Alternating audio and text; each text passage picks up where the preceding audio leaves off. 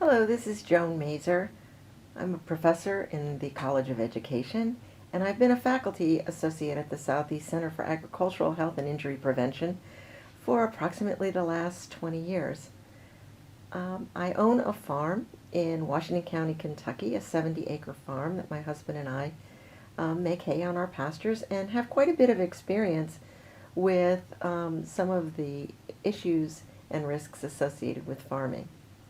Today I'm going to be talking about the behavioral and psychosocial issues associated with farming. The outcomes for this presentation are that you will be able to describe the context of psychological and behavioral risks of farming, that you will know the various risks associated with farming, specifically stress, depression, suicide, and other mental illness documented in the literature. Students will also be able to analyze the relationship between the psychological and the behavioral risks that farmers experience on the farm. Students will be able to describe the influence of culture on behavior, especially as related to issues such as denial of stress and so forth. Students will also be able to identify prevention, education, and direct services that might be assistant to farmers who have psychological or behavioral problems. This presentation is divided into 3 parts, and you'll be able to view each part separately, and they take about 20 minutes apiece. Part 1 is an overview and issues for farm families. In Part 2, I examine the literature and risks to special groups and populations that are typically in farm settings: children and adolescents, men, women, and seasonal workers. And in Part 3, we turn to more prevention education strategies to address these issues with public health and safety interventions. This is Part 1, the overview of the behavioral and psychosocial issues in farming, and an overview of general issues for farm families. Although farming is often mythologized as a pastoral occupation and a healthy, peaceful way of life, it is in fact one of the most dangerous occupations. Farms are considered among the most dangerous environments for farmers regardless of age. Young children through seniors are all exposed to risk, regardless of gender or ethnicity. Well documented in the literature is that farming is a physically and psychologically demanding occupation. Deary's work in particular is very focused on that. Working agriculture is characterized by a broad range of physical, biological, chemical, and mechanical hazards and risks, as you've been introduced to in this class. These physical exposures to hazard also have psychological effects as well. Psychological factors then affect behavior through decision making and what we've come to understand as cultural factors as well.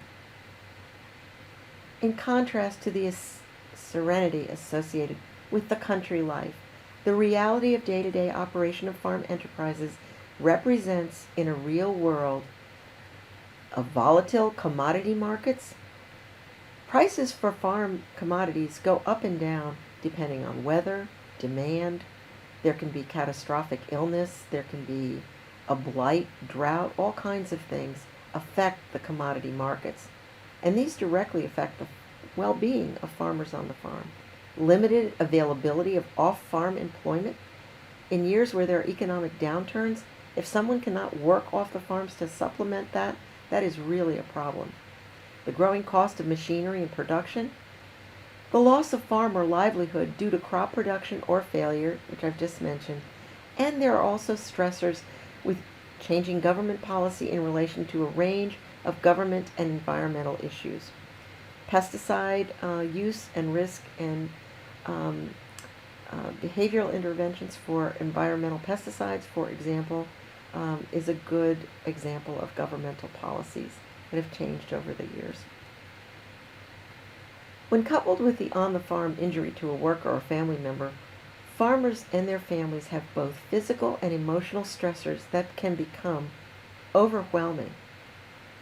Farmers are no different than the general public when it comes to seeking assistance for any personal or family problem, physical or psychological. What are these issues experienced by farmers?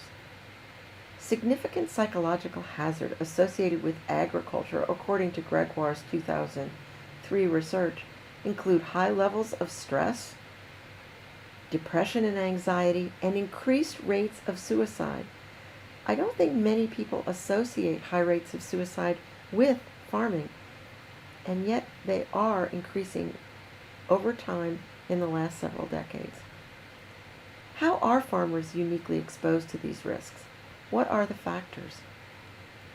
Farm families are in particular affected as a group by psychosocial and behavioral risk factors. Farms are often a location for both work and health, and this situation has mental health implications. Blurring of roles between work, home, and family can cause issues for farm family members. The proximity of family members can be supportive, or it can mean added responsibilities.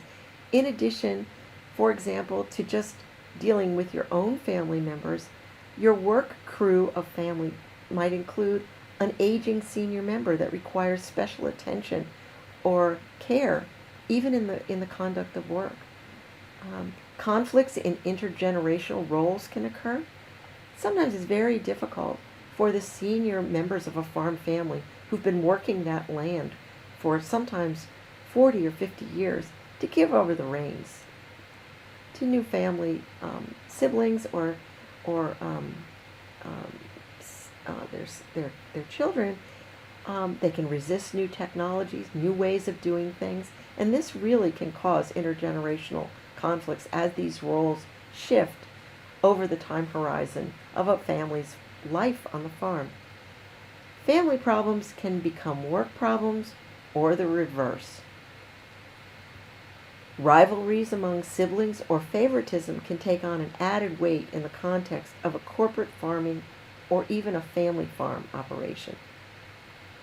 Most research has been on two-generational farms, and it is often the younger generation who have suffered the most in this calculus.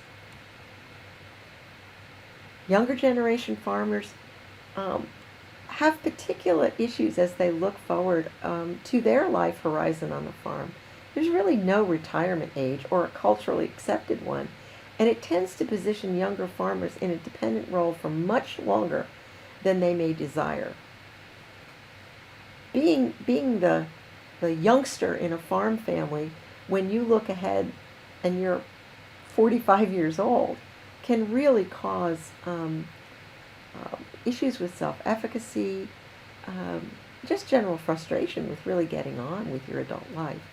The passing of ownership and rights also often cause a lot of tension. An Australian study found that 63% of farm families had not discussed farm inheritance or ownership succession at all.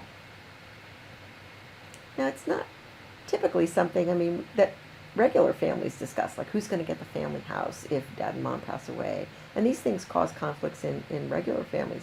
But when there's been a farming operation where all of the farm family members have contributed substantially to that farm operation, the notion of who gets what takes on economic as well as social and personal and intercultural and intergenerational conflicts.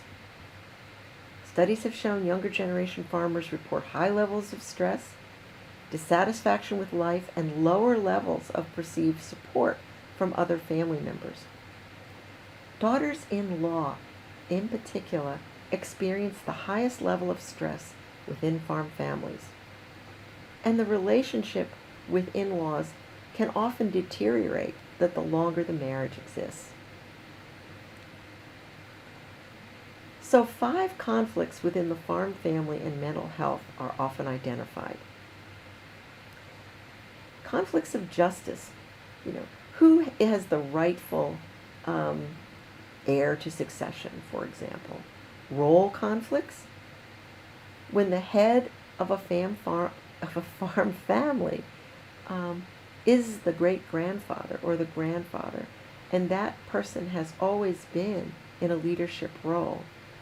And as children assume these leadership roles, these roles come into conflict. Identity conflict, being the adult younger child, or the new daughter-in-law on a farm, it's very difficult to locate one's identity in that family. Work-home conflicts and home-work conflicts are conflated when the farm is the location of both of these very important culturally defined aspects of life. And then there are just succession conflicts. Who gets to inherit the farm or farm plots or the various operations on a farm? All these conflicts have a negative impact on the quality of family farm life and thus on farm productivity.